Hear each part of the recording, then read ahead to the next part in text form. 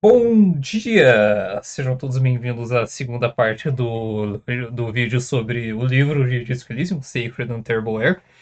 Se você não viu o primeiro, eu sugiro que você veja. Ali eu vou fazer um apanhado geral de tudo que acontece no livro, vou apresentar os temas principais e a história conforme ela vai se desenvolvendo, né? Essa é uma tarefa que não é trivial, né? É só você ir lendo o livro. Você precisa realmente fazer uma tarefa de investigação para entender tudo o que acontece mesmo, a trama principal, não apenas as discussões, mas aquilo que acontece porque o livro é um livro profundamente rizomático, fragmentário e tal. Se você tiver alguma dificuldade, você pode ver o primeiro vídeo, que ali tem um guia de leitura para tudo que acontece, né? Em ordem cronológica, certinha, todos os eventos, as tensões, etc. Agora, se você leu, entendeu, conseguiu pegar tudo que acontece no livro, essa segunda parte aqui vai ser uma análise de tudo que eu apresentei no primeiro vídeo. Então, sem mais delongas, vamos a essa análise. Eu terminei o vídeo anterior falando um pouco sobre a palidez, então só para recapitular aqui. A palidez palidez no glossário vai ser descrita como sendo a suspensão de todas as propriedades da realidade, física, epistemológica e linguística. Trata-se aqui de pegar a matéria de que a realidade é formada, a matéria física, o tempo, a história, as memórias, as pessoas mesmo, todas as subjetividades dos eventos que acontecem, e corroendo essas coisas até que elas passem a não existir. Né? No mesmo verbete do glossário, a palidez é descrita como a passagem do ser para o nada. Então, se a gente aceitar que no fim do livro o avanço da palidez encobriu o mundo de Elysium inteiro, não restando absolutamente nada que não seja a palidez, o que a gente tem em mãos aqui, o objeto físico, o livro, pode ser muito bem um amontoado de eventos, de memórias, acima de tudo de subjetividades, já que a gente tem narradores que têm ideologia, que têm um lugar de fala bastante enviesado. A gente tem uma subjetividade aqui, um amontoado de coisas onde o nexo causal temporal foi destruído, foi corroído pela palidez, e é por isso que a gente tem aqui uma narrativa que é toda fragmentária. A gente tem só um punhado de fragmentos de narrativas com narradores diferentes, a gente não tem uma narrativa bem dita, a gente tem só um monte de informaçõezinhas. Por isso que a gente, em termos diferentes, até assim uma sequência lógica, né? Ou seja, um texto profundamente, a gente pode dizer aqui que é um texto rizomático, no sentido que Deleuze vai dar para esse formato, que é uma coisa descentralizada, com uma hierarquia dissoluta, onde as relações entre as coisas são estabelecidas pela multiplicidade delas mesmas, né? Você não tem uma ordem, e como você não tem essa ordem, você não pode dizer que uma coisa vai necessariamente seguir a outra a partir do formato das coisas, através dessa estrutura epistemológica. O rizoma, nesse sentido, vai ser um modelo epistemológico diferente, que vai se contrapor ao modelo arbóreo, que é um modelo um pouco mais estruturado, vem da árvore. Você vai ter onde você tem um centro definido que seria o caule, a raiz. E a partir desse caule, o conhecimento vai derivando, uma coisa levando a outra, com uma estrutura bem definida. Para esse texto, um texto arbóreo, por exemplo, poderia ser um texto linear, uma narrativa bem construída com começo, meio e fim, onde a dialética está bem evidente nessa ligação causal do passado, do presente para o futuro. Aqui a gente vai ter justamente a destruição desse nexo causal do tempo, né? Assim, então a gente tem um amontoado de informações.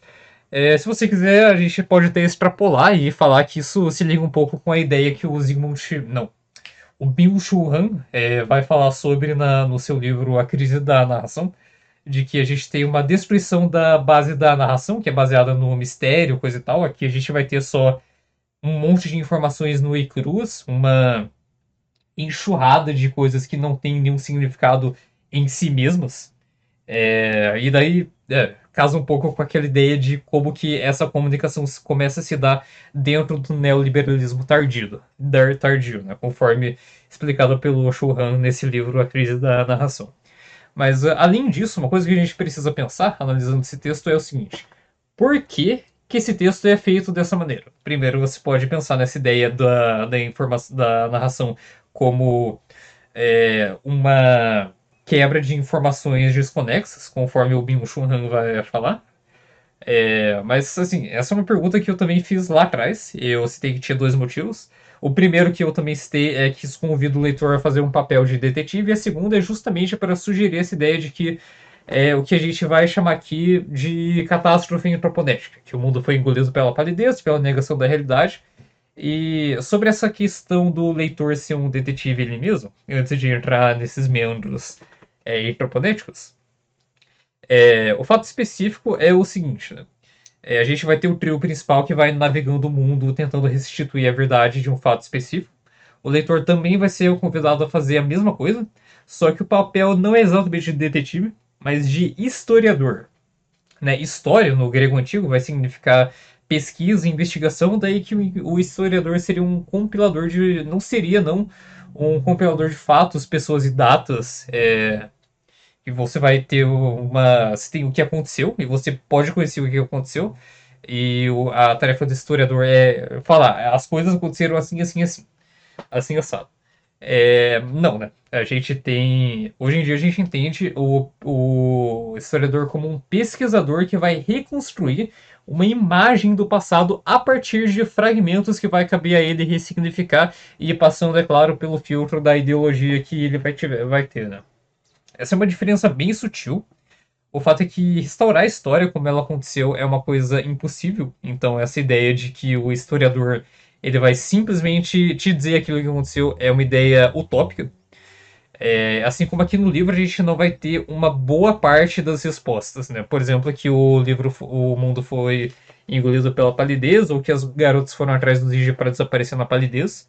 Nada disso é contado de forma explícita, mas com o desenvolvimento da história, com todos os fatos dados, com toda a interpretação que o leitor vai impor a esses dados, essa vai ser a conclusão mais lógica, né? Então você tem várias gaps ali que você precisa explicar para você ter uma ideia completa daquilo que aconteceu. Né? Nesse sentido, esse é um dos famigerados livros com lição de casa para o leitor. Né? Só para descobrir a história, você precisa fazer todo um trabalho de anotação e reconstrução dos eventos, como eu mencionei, até porque o trabalho de um historiador real é basicamente isso. É um trabalho profundamente rizomático. Certo? E isso assim por um lado, né, sobre a estrutura do texto em si mesmo. Existe uma segunda questão pertinente à história com H maiúsculo de Elysium, que é no sentido de por que é que existe um movimento que quer, em primeira e última instância, destruir o mundo, né? Esse movimento niilista do Ambrosio Samiro. De imediato, a gente pode traçar o movimento do niilismo como sendo um sucedâneo do fascismo, pelo menos aqui no livro, dado que a gente tem por mundo também um regime de social-democracia, que o comunismo como ele se torna persona não grata a partir da falha das revoluções em grade e pelo reacionarismo das forças conjuntas internacionais do capital em geral. A falha da revolução em grade também rebaixou o estado pelego de Samário. A social-democracia vai ser aqui, como a gente não tem essa escapatória da radicalização à esquerda, ela vai ser um antessalo do fascismo, que é a radicalização à direita, na medida em que ela não vai ser capaz de solucionar concretamente de forma estrutural as mazelas do capitalismo, né? Ao qual esse regime não vai conseguir colocar um freio na expansão desse modelo econômico, que é um modelo de expansão infinita. Né? A capitalização da revolta popular vai se virar para uma radicalização à direita, como mencionei, e não por acaso o niilismo vai nascer em Mesque, porque aqui vai ser um correspondente ficcional da Península Ibérica, né? Onde tanto Espanha quanto Portugal sofreram com movimentos fascistas. E esse movimento dialético, até da história de Elysium, com o niilismo sendo um sucessor direto da social-democracia, isso pode ser visto no discurso do Samiro. Né? A inocência dentro desse mundo é descrita como uma encarnação direta da história, da realpolitik, e a inocência vai nascer a partir de um movimento do próprio povo ao longo da história. A inocência nasce a partir desse movimento. Por exemplo, Samiro vai falar: quando Deus ainda era uma ideia interessante para você, eu era Pius Pericarnassius, eu fui Arnaud Pasternak, você desejou traição e matança, eu fui Franco Negro quando vocês eram nacionalistas, eu fui Dolores Day quando você quis uma mãe, Solar quando vocês se cansaram de mim e não me queriam mais, eu deixei vocês fazerem aquilo que vocês quisessem. As duas figuras importantes aqui são a Dolores e a Solá. A Dolores daí vai encarnar aqui a ideia da social-democracia, do Estado que é uma mãe, a renascença, o amor e tal. Então, Solá, quando isso ficou fora de moda, essa ideia da social-democracia, já que isso não resolve as mazelas estruturais, quando isso ficou fora de moda, entra em questão a Solar, que é essa ideia de o Estado não vai fazer nada, vocês façam o que vocês quiserem, façam os seus golpes militares aí, que vocês quiserem, que é essa ideia meio que do Estado mínimo. E dentro disso, o que vai reinar vai ser o individualismo do capitalismo tardio. Durante esse período é que vai começar o niilismo primeiro como uma heresia política, dizendo que tudo é o mesmo, que nada importa, uma ideia cínica, a ideia de que você poderia ter uma mulher que não que fosse uma supermodelo, mas assim, isso seria meio pequeno burguês, não?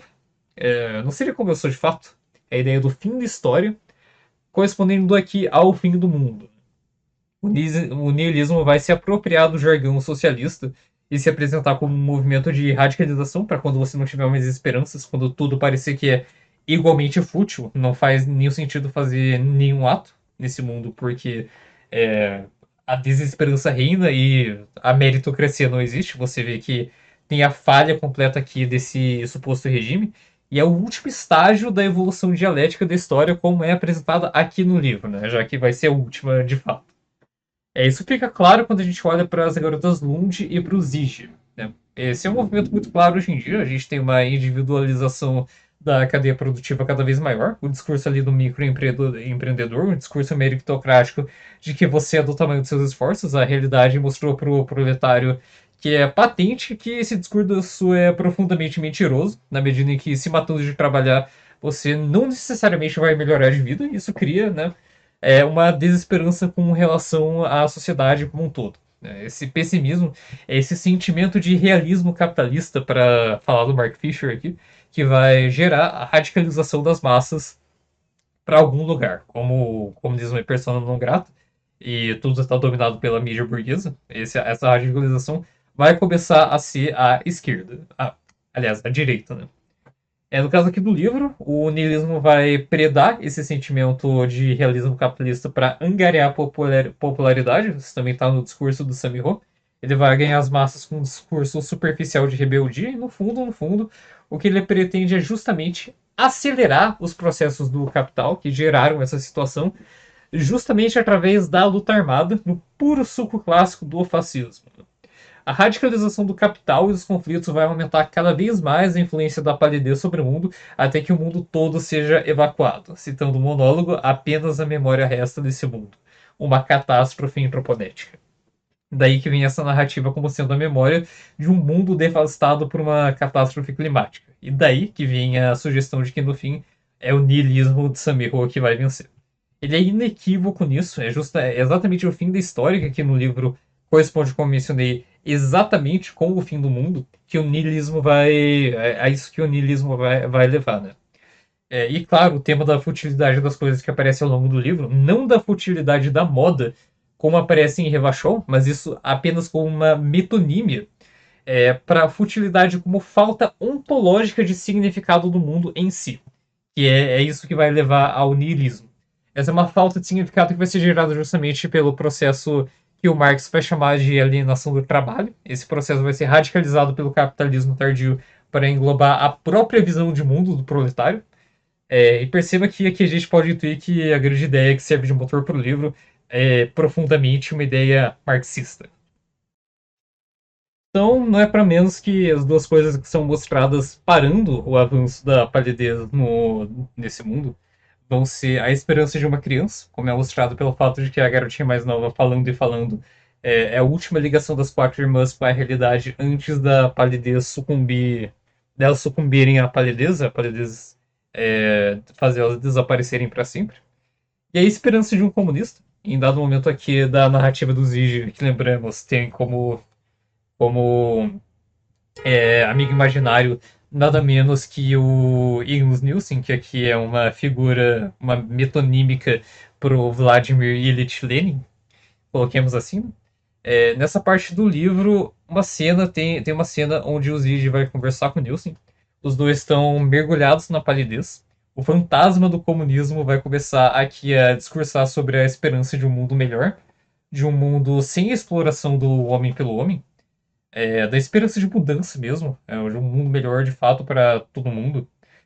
Uma coisa que o Zizek não internalizou no seu contato com o comunismo, vamos lembrar aqui que a identificação dele com o comunismo é só com a revolta e com o ódio à burguesia, um ódio à burguesia que ele não entende muito bem. Aqui tem um outro comentário que é contra essa ideia de que, ah, meu Deus do céu, você tem o iPhone e você é burguês. Uma ideia completamente ridícula, né? Ao qual o Zizek, como um jovem meio burro, vai sucumbir. Ele vai ficar atormentando ali o pai das garotinhas, que é um manufator de papel, se eu não me engano, alguma coisa assim. Que ele tem um padrão de vida um pouco melhor que o normal, e o Zid por isso vai achar que ele é um burguês, e aí vai ficar atormentando ele em dada parte aqui do livro. Enquanto Nielsen vai falar sobre esperança, sobre revolução, sobre por que é que você luta, a névoa, a palidez, vai começar a se afastar lentamente do lugar ali onde eles estão parados. Mas quando o Zige vai começar a ridicularizar aquilo que ele toma como um mero idealismo sentimental, que é essa ideia de mudança, de você lutar por mudança e conseguir essa mudança, de um mundo melhor, expondo. O Zige vai começar a ridicularizar isso, expondo todo o cinismo do niilismo ao qual ele é muito mais familiar. A névoa volta e engole eles de novo, né? Então, a gente tem aqui um comentário direto sobre aonde que leva as coisas e como é que você tira elas do lugar. Né? A esperança para o autor aqui é a esperança de revolução. E aquilo que derrota a esperança é justamente esse sentimento cínico de que nada vai mudar. Esse sentimento de fim da história mesmo, né? Então, só que isso dado, o livro vai ser uma contrapartida do jogo, no sentido de que aqui realmente o que ganha é o niilismo, é o pessimismo, a desesperança. No jogo, no final ali, principalmente, você tem algo que pode ser descrito como uma vitória da esperança mediante a perseverança do sujeito, mesmo você tentando fazer a coisa certa no jogo. Às vezes as coisas dão errado, às vezes pessoas se machucam, às vezes pessoas morrem, às vezes pessoas ficam tristes. Mas se você não tentar fazer isso, nada de bom vai acontecer. Então, de um lado você tem. Você pode tentar, às vezes vai dar errado. Se você não tentar, sempre vai dar errado. E só que aqui é o contrário, né? Os garotos tentam muito, não conseguem descobrir a verdade. A revolução é tentada de novo, de novo, de novo, sem sucesso. Em Grade, em Revachol, ela é destruída. Em Samara ela sucede, mas para um estado falho, um estado burocrático e revisionista. E no fim das contas, o que vence é o niilismo. Muito apesar desse detalhe que o Nielsen na palidez sugerir que a esperança é exatamente o jeito que você derrotaria o pessimismo, derrotismo mesmo. Daí então que com tudo isso posto na mesa, ainda resta a gente falar um pouco sobre essa terceira trama do livro, né, que vai aparecer da metade para o final envolvendo o Khan e a memorabilia dele. Vamos recapitular aqui. O Khan, ele tem uma das cópias de uma maquete do Harnankur. Esse Harnankur é um navio que sumiu misteriosamente, provavelmente sumiu para dentro da palidez. Esse navio leva o nome de uma cantora de ópera esquecida que tirou a própria vida, a Nadia Harnankur. E um detalhe que eu não mencionei aqui, mas é que o Harnankur, ele é um objeto meio deslocado no tempo. Tem uma discussãozinha aqui sobre, que o Khan vai estudar sobre o que foi. E é uma espécie de criptozoologia aqui, no sentido de que você lida alguma coisa que talvez não tivesse existido. Os fatos concretos que a gente tem é que seria o primeiro voo transisolático aqui, né? Entre as isólas, um transatlântico mesmo. Só que ele acontece anos antes de você ter a tecnologia para fazer isso. Então, o objeto meio deslocado no tempo, tal como a gente tem dentro da palidez. Né? Uma hipótese é que esse navio teria entrado dentro da palidez e lá dentro ele teria encontrado algum fenômeno estranho não catalogado ainda. E além desses dois itens, o Khan também vai ter aqui uma suposta carta da Amalin, que não foi ela que escreveu. A última guia de investigação é o Zige, porque o Zige teria pedido para um colega forjar essa carta para enviar para a mãe das garotas. E o Khan vai então entrar em contato com o Bart Sunjan, porque esse sujeito vendeu uma das cópias do Harnancor para o Zige. Essa segunda venda foi feita, o Khan vai descobrir depois que o Zige já tinha morrido, 1 ou 2 anos depois. O Zige é um antroponauta aqui, que ele tem uma profunda relação com a palidez, o fantasma dele mesmo, assim como o Nielsen, estão persistindo ali na palidez, principalmente como memória, e como tal, eles podem influir na realidade. Né? Isso é um resquício da dialética, onde o passado influi no presente, antes que tudo seja engolido pela palidez. Né? Esse processo de corroer a realidade não é instantâneo. Né? Conforme as coisas vão sendo engolidas pela palidez, as propriedades vão sendo destruídas, e quanto mais fundo você vai nessa névoa, mais rápido esse processo se dá. Então tem um período de tempo ali antes que tudo desapareça de fato, que realmente sobra a memória do mundo. A memória do mundo está ali como uma espécie de geontologia, para falar um pouco um termo da Povinelli, né? Um mundo que tem meio que uma memória de si mesmo, é um mundo ontológico, um mundo que está vivo. Só que ele está vivo na medida que ele está se decompondo no absoluto nada. O Ambart Surgeon, então, ele vai sugerir sutilmente pro Khan que ele esqueça as garotas, que ele pare de prestar atenção na memorabilia delas, que ele abandone elas mesmo, porque isso deixaria as garotas livres para desaparecer, e o Khan restituiria a sanidade mental dele, porque, como a gente se lembra, todo mundo ali está tendo pesadelos com as garotas pedindo para elas esquecerem ele. O Khan vai atrás do Ambart Surgeon no escritório dele. O Ambart Surgeon vai falar para ele que o Harnancor também pode desaparecer caso o Khan pare de prestar atenção nele, né? Se todo o vínculo que aquele item que desapareceu tiver com a realidade, que nesse caso é a memória do Khan, que está personificada, assim, uma espécie de metonímia dentro daquela maquete do Harnancor que ele tem. E no encontro dos dois no escritório, o Bart Sumbridge vai ter ali um pedaço de memorabilia que ele vai, por um segundo, negligenciar. Essa coisa vai desaparecer e ele vai se atirar pela janela. E aqui a gente finalmente vai entrar em detalhes sobre o que é precisamente a palidez. Né? A gente mencionou, a palidez é a suspensão de todas as propriedades da realidade. Se ela é realmente essa suspensão, se ela é a passagem da existência para o nada, ela também vai representar o fim da história. E por que isso? Porque, conforme a gente viu, a palidez destrói o tempo, as coisas ali não tem mais um nexo causal temporal, você não tem mais uma relação entre o passado e o futuro, e você também destrói a dialética que representa a própria história aqui, né? Lembrando que esse é um livro extremamente marxista.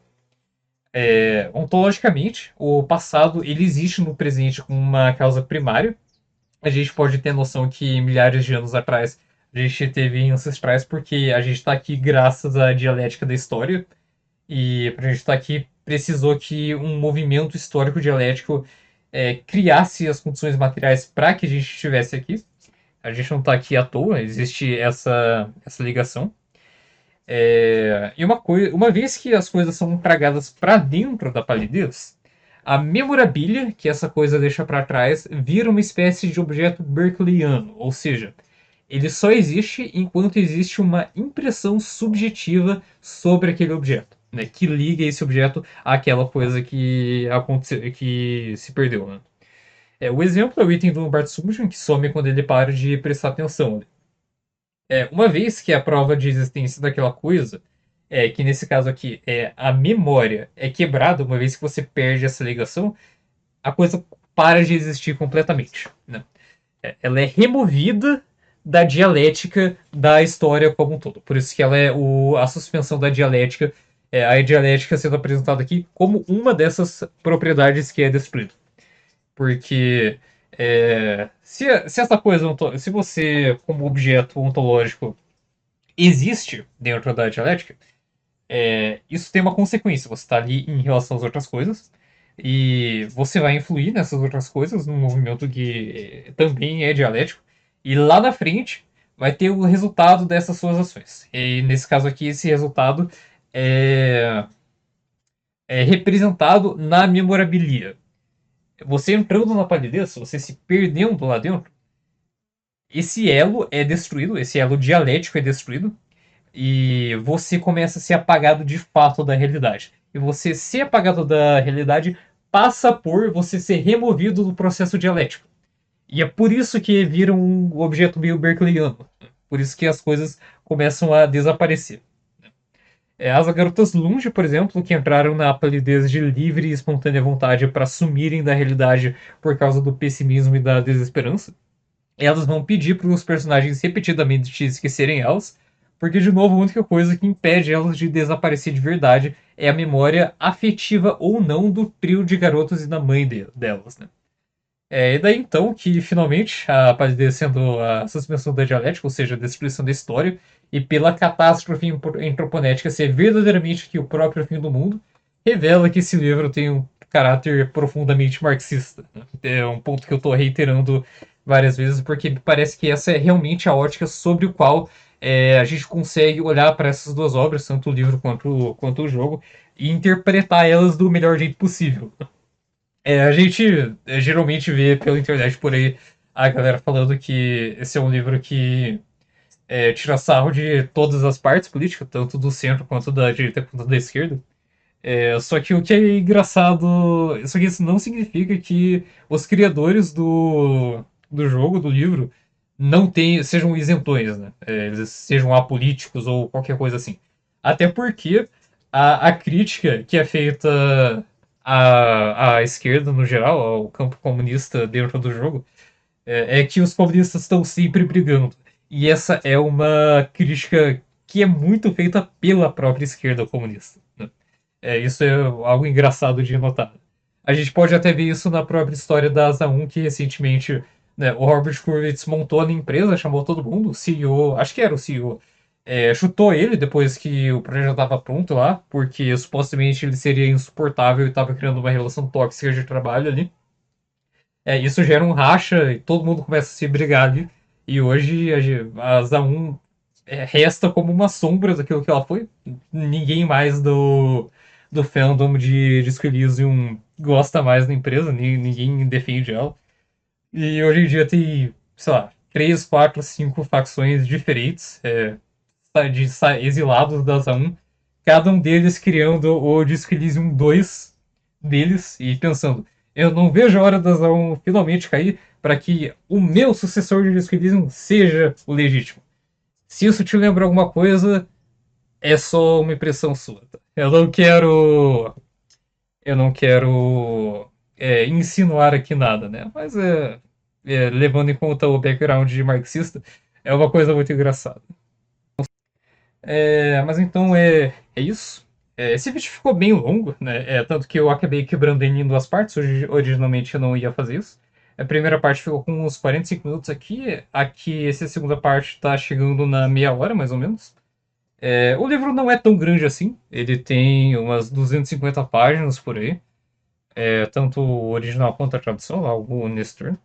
Mas ele é profundamente complexo. Como eu mostrei aqui, cada fragmento dele rende umas boas discussões, dentro e fora da obra.